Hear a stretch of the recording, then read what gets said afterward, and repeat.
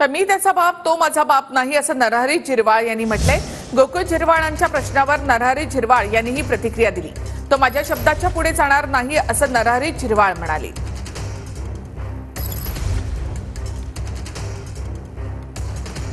तर गोकुळ झिरवाळ यांनी शरद पवार गटामध्ये उमेदवारी मागितली आहे। त्यानंतर दिंडोरीमधून अजित पवार गटाकडून नरहरी झिरवाळ यांना उमेदवारी जाहीर झाली।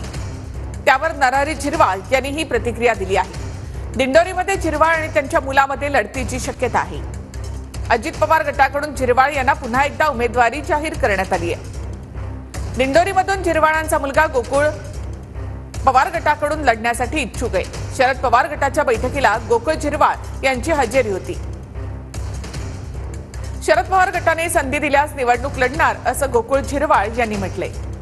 तर गोकुळ झिरवाळ माझ्या शब्दाच्या पुढे जाणार नाही असं नरहरी झिरवाळ यांनी म्हटलंय।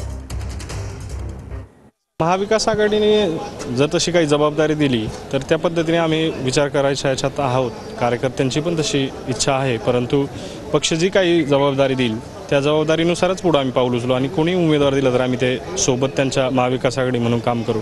त्याचं कारण आहे की आमचा जन्मापासून आम्ही आदरणीय पवार साहेबांसोबतच होतो आणि माझी राजकीय सुरुवातच पवार साहेब म्हणून एक आयडॉल म्हणून सुरुवात झाली आणि त्या पद्धतीनेच पुढे आम्ही पवार साहेबांसोबतच असू।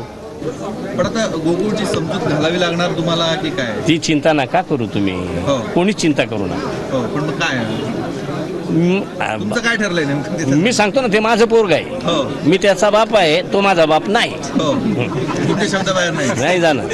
या निवडणुकीमध्ये सप्टेंबर-ऑक्टोबर महिन्यामध्ये जागा ही राष्ट्रवादी काँग्रेस पक्षाला राहील आणि इथले उमेदवार घड्याळाच्या चिन्हावरतीच 100% निवडणूक लढतीलच असा शब्द मला हा विश्वास आहे। या मतदारसंघामध्ये जितक्या पिछाडीवरती आम्ही लोकसभेला असू तितक्याच मताधिक्याने नरहरी विधानसभेवरती निवडून जातील। ही ताकद तुम्ही सर्वांनी त्या ठिकाणी लावावी।